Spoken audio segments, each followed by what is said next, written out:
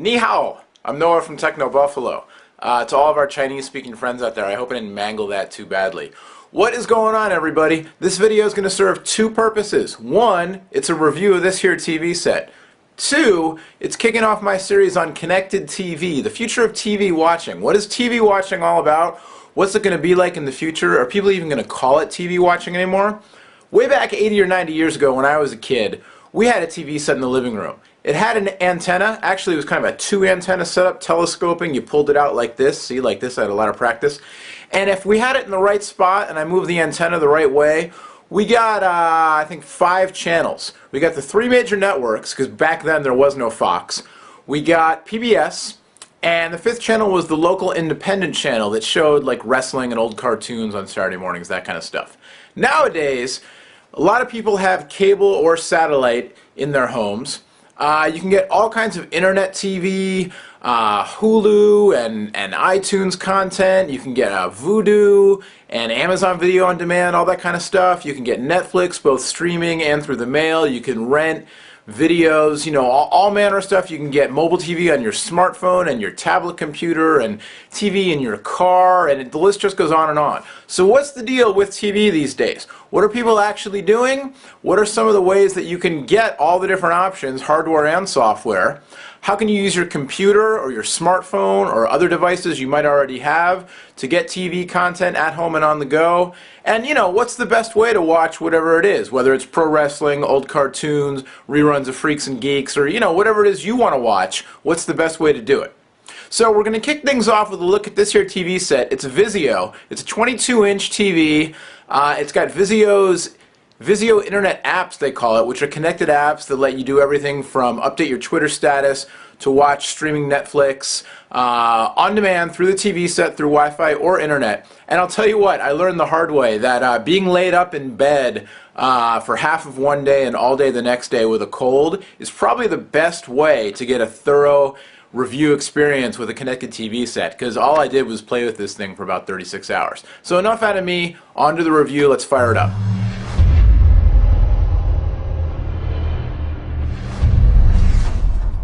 Alright, so like I said, this is a 22-inch model from Vizio. I'll put the model number down in the subtitles. It's an LED set. It's 1080p, although at this size, 22 inches, you know, 1080p, unless you're up close or using it as a computer monitor, you know, the 1080p thing isn't really going to help you all that much. Here I'm firing it up. It's funny to have to boot a TV set up, but, you know, that's the deal with these things these days. Got the sound on right now. I've actually got it hooked up to these external speakers. I'll get to more on that in a second. But it's a 22-inch, 1080p, LED backlit on the edges only. It's part of their Razor series, so it's ultra thin. I'll show you that in a second.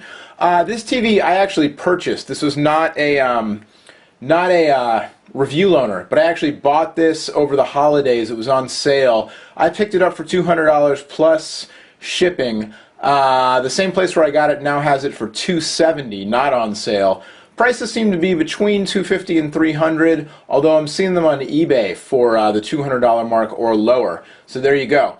Got here, just show you real quick. I'm not going to do a full unboxing or anything like that, but here's the remote.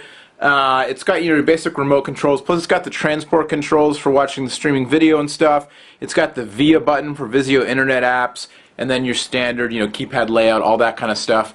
The TV came with a special panel you have to use if you want to mount the TV to the wall, which is kind of a drag because you can't flush mount the TV, which, you know, you should be able to for a TV this thin. Came with the remote with batteries, came with a couple of cables, and there you go. Highlights of the TV set, obviously the apps we're going to get to in a second. It's got 802.11n Wi-Fi built in. They're calling it HD Wi-Fi, which is pretty funny.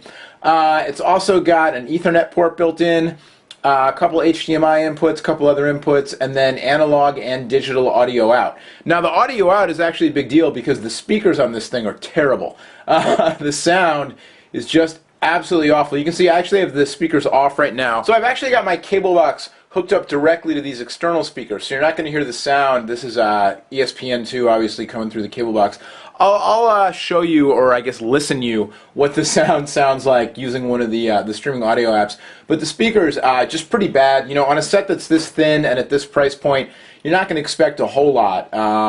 You know, they're certainly passable for just listening to TV, but I think you're really going to want to hook this up to external speakers, home theater systems, something, if you're planning on using it. Okay, so what we're here for, really, you know, kind of in a nutshell, the picture quality is pretty good. The colors are pretty good for on the set. It's only LED backlight or edge backlighting, but again, you know, it's a 22-inch set, so you're not really going to notice it that much. The size of the set is nice. I don't like this standby light. When the TV is off, the standby light, the Vizio logo glows this kind of gold brown color, you know, the whole time while it's off, which I don't really like. And it's sort of odd having a TV set that has to boot up. The boot up time isn't all that long, but the TV's actually crashed twice on me. It's basically a computer, you know, it's basically like a limited functionality, you know, home media center computer built in here. So once the thing just totally crashed and the light was blinking on and off and then it rebooted itself, the other time the remote just wouldn't do anything. So 2 crashes so far. Also 1 firmware update that had to be installed, which added some functionality, and one of the noticeable things is it made the Netflix app much nicer, which is pretty cool.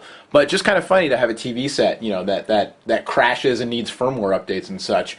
And there is kind of I know I'm saying a lot, I apologize. I'm aware of that, believe me. Having the software baked into the TV set, very convenient, but you do, you know, run the possibility of, if the software just totally malfunctions, then you can't watch TV till you get it fixed. If you want to add more functionality, if this, you know, TV doesn't support it, then what do you do, that kind of thing. There are answers to all the problems, but something to consider.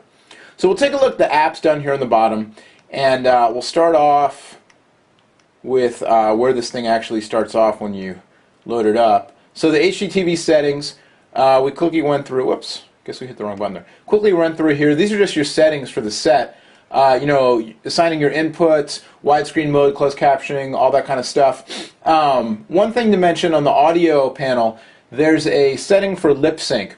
In my experience, this hasn't done very much. So we'll leave it at that. I had some issues with lip syncing on Netflix I'll get to in a minute. That did not help. There's actually equalizer settings, which on the one hand is pretty cool, on the other hand, with these speakers, didn't do a darn bit of good.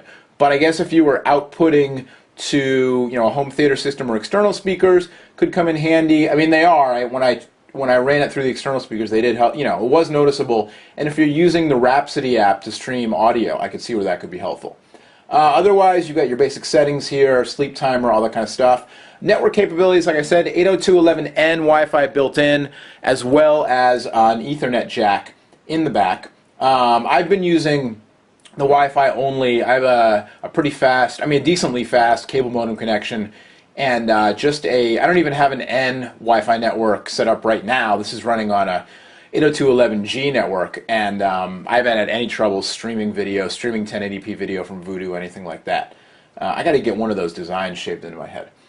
Alright, we'll go back and take a look at some of the other apps. There's a Flickr app. You can look at Flickr photos. I don't even know, do I have anything in my, I think I have some stuff in my photo stream here.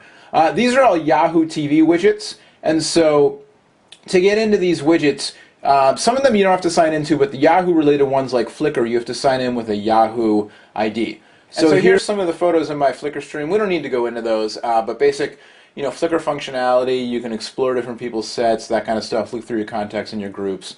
So, you know, pretty neat stuff if you're into Flickr. We'll go back here.